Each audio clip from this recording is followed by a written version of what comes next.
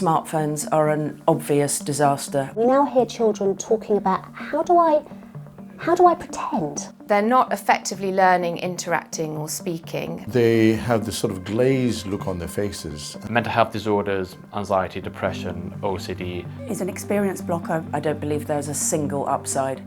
Since 2012, all over the developed world, there's been an explosion in mental health problems. And those problems are concentrated among young people, not older people. And they're not just people reporting that they're depressed or down, they're resulting in real-world harms, more self-harming, more young people turning up at accident and emergency. And people have looked at the data, all the alternative possible explanations, but the only thing that fits the data all over the world is the rise of the smartphone-based childhood and social media. A large proportion of children are now exposed to pornography while they're still at primary school. Young people are exposed to graphic violence at an early age, and things like sextortion and sexting. There's also a problem about young women's body image, with real harm done to people's mental health through the exposure to completely artificial body shapes. And concentration among kids is hugely down as a result of constant dopamine hits from social media. Children, essentially looking as if they can't look up from their smartphones, and that really concerns me. When children have access to a phone, we have to remember we're literally putting the entire world in their pocket. They're designed by geniuses to be unputdownable. So when a child could be thinking or reading or playing or making up his own game, talking to his sibling, he will be glued to a machine like we all are. The statistics are actually worrying, with most teenagers spending on average 5 to 7 hours on smartphone every day. We now know that 25% of 3 to 4-year-olds have their own smartphone, and over 50% of under 13-year-olds are on social media, which I think is really harmful for healthy childhoods. Now, when you're sitting in front of the screen, it's a passive process. There are flashing images, there are sounds. It is not the same as hearing vocabulary from family, siblings, parents, grandparents, friends, etc. They're not engaging with their environment. And as a result, it's a very frequent cause of non-verbal children. We know that this impacts attention because it makes little connections with the dopamine, and therefore we get more and more buzz every single time we're on a phone or we're on a screen, which means that we're wanting more, and we're wanting to get more. Every time we get a like, we're looking to look at these things.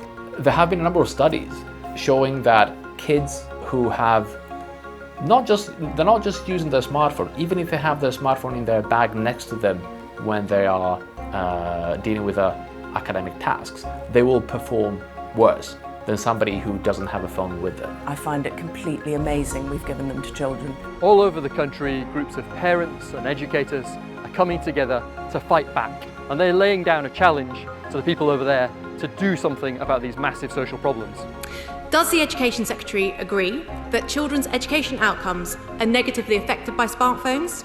And if she does, will she back our amendment to ban them from the classroom for good? Another headline-grabbing gimmick.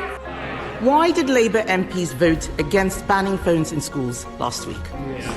Prime Minister? Because it's completely unnecessary. The shift to a smartphone-based childhood is displacing time in the real world with real friends. The number of children who feel isolated and lonely at school has gone up all over the world.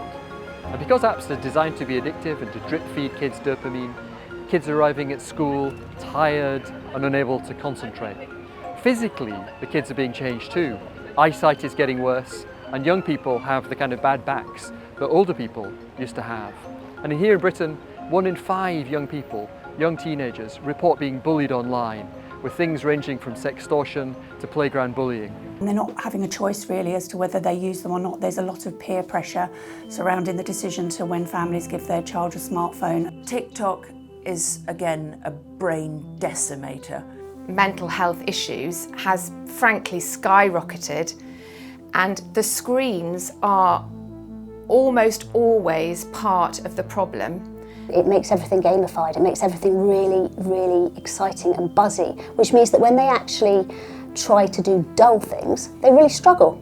What I hear a lot from my patients' parents is that they try to remove the device from the child, but the child starts scream and shout and they throw tantrums, etc. That will happen.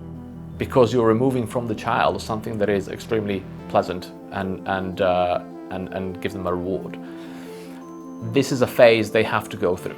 We know that there are really insidious problems that are probably much bigger than we realise in young men with erectile dysfunction, thought to be due to watching too much porn, and we know most of the porn is violent.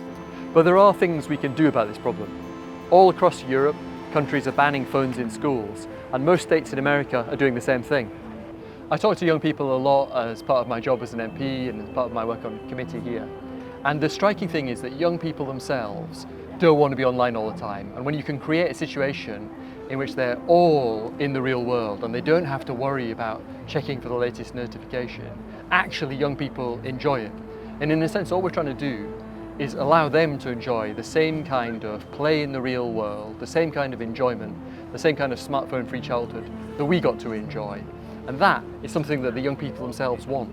When kids have their phones in the classroom, it makes the teacher's job so much harder. Teachers are constantly having to battle to get kids to put their phones away, to get them to pay attention. And the reason why schools don't have good policies on this is that a minority of parents can be unreasonable about wanting to be able to contact their kids at any moment of the day. Now, no one has needed that when we were growing up, and it isn't necessary. But the job really is for us as politicians to take responsibility here and to set down a clear expectation and standard and to change the norms so we don't have phones in our classrooms anymore. Only about 1 in 10 secondary schools has a proper ban on phones, where they're handed in at the start of the day and then given back at the end.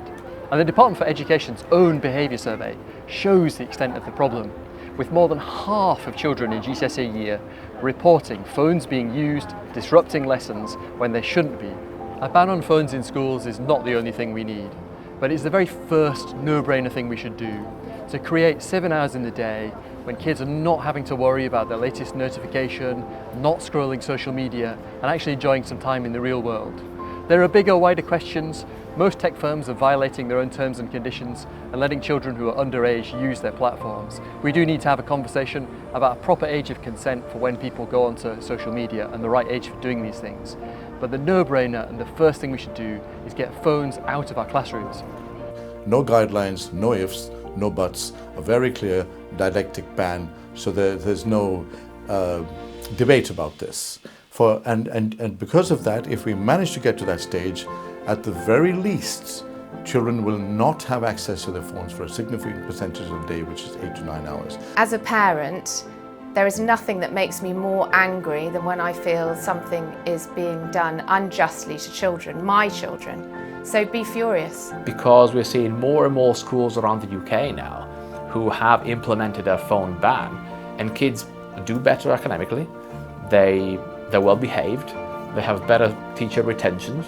We know that a lot of MPs are very much on side of this. We've got a lot of younger MPs now that sit in Parliament that have younger children, really understand the issues. I've spoken to a lot of them myself.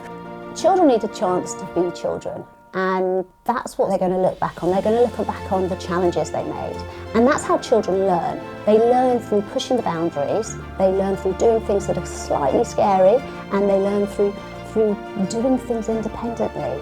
You know, you don't have to be going skiing or learning the cello to have a nice childhood. I was doing things that don't cost anything, and they were magic, and they formed my brain today, and I'm very grateful for them.